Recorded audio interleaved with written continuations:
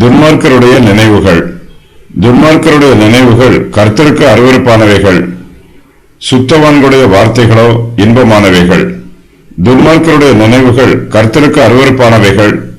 துன்மார்க்கர் கர்த்தருக்கு விரோதமாக சிந்திக்கிறார்கள். துன்மார்க்கர் கர்த்தருடைய வார்த்தைக்கு விரோதமாகவும் அவருடைய பிரமாணத்திற்கு விரோதமாகவும் கலகம் பண்ணுகிறார்கள்.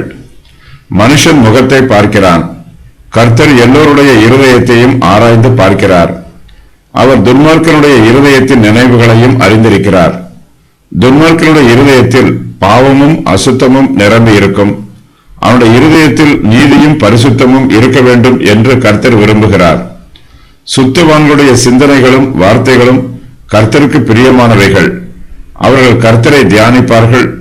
கர்த்தரை பற்றிய காரியங்களை மனுஷரோடு சம்பாஷணை பண்ணுவார்கள். ஆவிக்குரிய காரியங்கள் சுத்தவான்களுடைய சிந்தையிலும் வார்த்தையிலும் நிரம்பி இருக்கும். சுத்தவான்களின் இருதயம் சுத்தமாய் இருப்பதனால் அவர்கள் சுத்தமான வார்த்தைகளை பேசுவார்கள். அவை எல்லோருக்கும் இன்பமாய்